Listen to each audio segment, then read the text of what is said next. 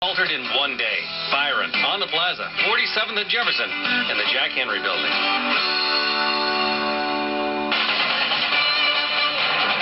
Saturday, it's the SEC Championship as Georgia takes on Auburn. Hey, how are you, folks? This is Jason Horwitz of Westwood One. Join Ryan Radke, Derek Rackley. Hi, I'm Claude, N0FMO, for the Mid-America Antique Radio Club.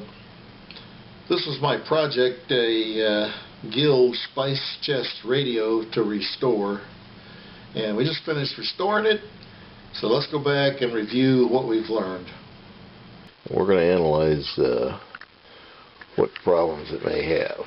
First thing we look at is the power cord, and upon inspection of that, it seems to be in pretty good shape. So we're not going to have to change that. Oftentimes the power cord can become brittle and needs to be replaced before we can move on. So the next task is to remove the chassis. After we've taken the back cover off here, we notice that there's quite a bit of dust in here, so this radio's probably never been serviced. So now we've got the chassis removed. Now we're going to inspect the dial cord mechanism, and that seems to be functioning okay. So the next thing we're looking at is the speaker, and it looks to be in okay shape. So we're going to move on from this guy and check our controls. So on the left here we have off on volume. This is a tone control and our tuning selector. Okay, so a quick check of the radio shows that it plays fairly well. The tuning control here, or the off-on volume control, seems to be a little scratchy, so we're going to have to shoot that with some tuning spray. Next we're going to remove all the tubes, clean those up, get all this dust off of it, and lubricate these tuning mechanisms down here. So I use just some common glass cleaner to clean the glass tubes with. Get all this dirt and dust off of them. So this is a pretty common 5-tube radio. The one on the far end is a 50-volt audio tube. The next one's a 35-volt rectifier tube, and then the last three are 12-volt tubes, all adding up to 100 and some volts for AC. So it's going to be a string type Christmas tree type lineup here. So now we got our tubes clean. We'll put them on the tester and test each one. Okay, so the first tube we're testing is the 35W4 rectifier tube. We're getting plenty of reading on this. A quick check for shorts. We're still good there. Your rectifier tube needs to be tested under a little bit of stress, so we're going to let it warm up and check to see if these readings change once it gets some heat on it. Okay, so now our 35W4 is plenty hot, still getting good readings. If we weren't getting good readings, sometimes this shorted section would start to climb into the red or jump around, which it's not. So we know that this tube is good under heat conditions once the radio warms up.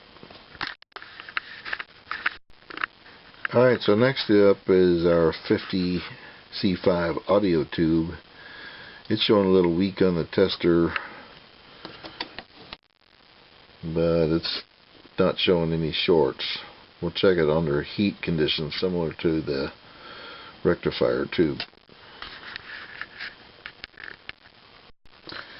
Okay, so we can see that our audio tube has warmed up and it's moved into the green range. And still no shorts. So this tube's acceptable, not perfect, but we'll use it for this test. Okay, so now we're going to move to our 12 volt tubes. We want to make sure our voltage is correct. Those other tubes were running at 35 and 50 volts. These tubes run at 12 volts, so quite a bit lower voltage. And oftentimes these tubes are good. Very rarely are they considered bad. This is our 12BA6 tube. Similar test to the 12BE6, and it's testing good.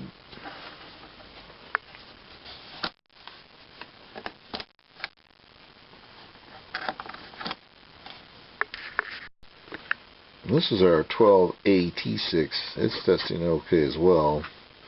That tube's similar to the 12SQ7 and the other Fab 5 type tubes. Next we want to remove the pilot light, which we've already tested. It works fine. We just want to take it out and clean it with the Windex like we did with the tubes.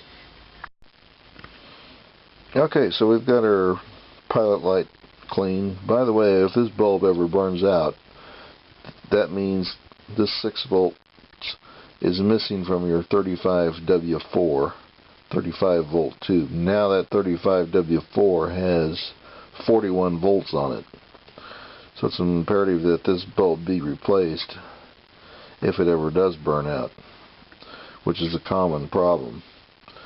Once the 35 volt tube starts running on 41 volts, you can pretty well guess that tube's not going to last very long. Okay, so next stop is the chassis section. We're going to get a vacuum cleaner and clean all this dust off of it. I'm going to use a toothbrush to clean these tuning capacitors here. Get all the dirt and dust out between the plates. Okay, so we're going to open this grill all the way up. And then we're going to get our toothbrush and stroke all that dust out of there.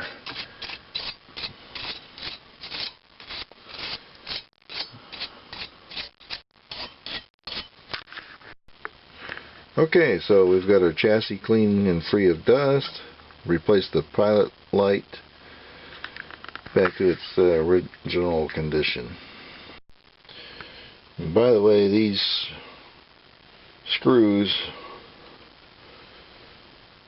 on the tuning capacitors are set by the factory and really should not be adjusted in any way. Okay, so we're going to take a look under the hood here. This red object here is an electrolytic capacitor. Many times these often go bad. Our preliminary test indicates it's still good, but it may eventually go bad. That's our volume control. Off on volume control. Our initial test indicated this was scratchy, so we're going to shoot this with some tuning spray. I noticed our tone control is loose. You can see how that turns a little bit back and forth. We're going to tighten that nut up here on the top to stop that from happening. There, now you can see that it doesn't move when you hit the end of each end of the control. It stays put. Okay, so now we've serviced the chassis underneath with some tuning spray and checked all our connections. And we've returned this mounting board back to where it should go. So next we'll just put the tubes back in and see what else we need to do. Okay, so we put the tubes back in. Got a little clearer control. And listen to the radio, I can tell that red capacitor has got a low hum and coming through the speaker. So it's going bad pretty fast. So that's going to have to be changed. The NBA had KD and the champs piling up the... Okay, so I've got my chassis mounted on the desk here with a C-clamp. It's not going to move on me while I work on these wires here. Okay, so you want to get you a good pair of dikes here. We're going to cut this wire, this yellow wire, and this black wire to remove this bad capacitor. Okay, so we cut our wires. Notice I've cut them as close to the capacitor as I can. That gives me plenty of wire to work with when we add in our new capacitor. Never cut it up here at the other end, because now we've got to solder that back in. We'll just use this old wire to reconnect our new capacitor. Okay, so our readings on the capacitor are 50 mics and 30 mics. So this is really two capacitors in one. So we're going to find some capacitor with some values similar to this and reinstall this. Okay, so I took the mounting ring off of this capacitor. We're gonna use this mounting ring for our new electrolytics, and this guy gets thrown in the trash. Okay, so these are our new electrolytic capacitors. We've got 33 mics at 160 volts, and then we have 47 mics at 160 volts. So this will suffice to replace our bad capacitor. And pay attention to these color-coded wires, which goes where. Okay, so let's get this show on the road and get it installed. Okay, so the first thing we're going to do is connect these two negative common posts together. So we'll solder those in. Okay, next I'm going to trim up these wires here, remove some insulation on the tips of them where we can solder in our new capacitors. And then we'll solder or tin these up before we do that. Okay, so our first wire on our new capacitors is our ground wire. And you can see we've got that set to solder right there in the middle. Okay, so you can see we've got this ground wire soldered into our common posts. Next we'll move on to the red and yellow wires and figure out which one goes where. So if you recall, our code on our old capacitor was yellow at 50 mics and red at 30 mics. So we've got our red wire going to the 30 mic, the new 30 mic capacitor, and so we'll reattach the yellow wire here to our 47 mic capacitor there. Okay, so we've got our yellow wire installed now. I want to trim off any excess there that we have. So, okay, so there it is soldered up. Next we want to isolate these connections with a little electrician's tape so we don't get any shorts. Okay, so now all of our connections are sealed up with some electrician's tape to isolate all the connections. Make sure we don't get a short later. Okay, so now we're going to orient our new capacitors and mount them on this old mounting bracket. So you can see I've taken this bracket and mashed it down in the middle here like so with some pliers to get a clamp on these two capacitors. And there's my mounting hole to go into the chassis right there. Okay, and so we put a little more tape on there so they don't slide loose out of the bracket. Okay, so there it is, mounted in the chassis. So we're ready for a reassembly. All 6 of the previous incarnations, and the last couple have not been close, but the South got on the board first. Jones the running back as they work out of the gun off to the right of the quarterback. Read option, little toss over the middle, wide open, touchdown, Michael Pittman. Okay, as you can hear, the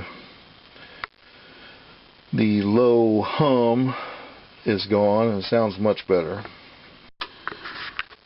One thing I noticed when I disassembled the radio is that the entire chassis is held together in place by one screw mounting here, and this has been moving around and it's worked its way loose. So we're going to have to figure out a way to fill this in so when you remount it with the screw, it will tighten down. But right now that hole's too big. So the dial lens is mounted with Scotch tape, and after some 60 years that tape has dried out and it's pretty much ineffective. So we're going to put some new Scotch tape on this. So the lens here is a bit dirty. We're going to clean that up with a ear swab on the inside with some Buffer's polish. Okay, so our lens is clean, new Scotch tape reinstalled. Make sure we don't have any Scotch tape invading into the grill cloth area up here. Alright, so I'm going to put a little Scotch tape up here to hold this in place while I mount the chassis in here. So to redo this mounting post, I used a little piece of a toothpick down in this hole where this goes with some Elmer's glue. We're going to let that dry and then we'll drill it out a little bit to get our mounting screw started. Okay, so we got our mounting screw started. We'll let that dry and should be able to tighten it down. Okay, so here we have a kind of a layout radio. This was donated by William Jewell College. And the first thing we're going to focus on, one of the usual suspects, is the pilot light right here. And that ties into our 35 Z5 tube. If this pilot light is burned out, this 35 volt tube burns at 41 volts. It's not going to last very long, burning on more voltage than it needs. Our other suspect is this capacitor here, this electrolytic. They always go bad, always have to be replaced, nearly 90% of the time. This one's been replaced behind the panel. I left it there so you can see what it looks like. Okay, so here we have a voltmeter connected to our electrolytic here on one side of it. As you notice, there's two of them in the circuit, but there's only one physically. So on one side is the ground for both of these, and the other is right here for one side. Right now it's doing about 123 volts DC. Well, let's go to the AC side, and we have about 10 volts. That's tolerable.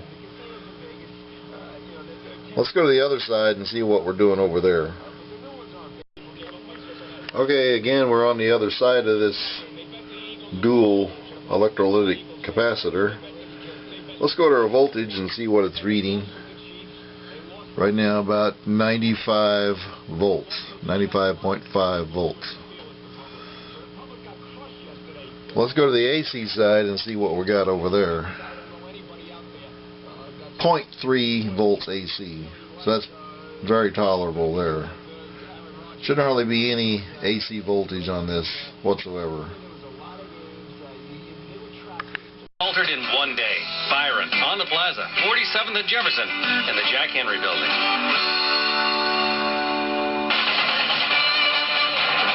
Saturday, it's the SEC Championship as Georgia takes on Auburn. Hey, how are you, folks? This is Jason Horwitz of Westwood One. Join Ryan Radke, Derek Rackley. Well, sports fans, wasn't that fun? All right. We're good to go. This radio's working fine. See you next time. Mid-America Antique Radio Club. Bye now.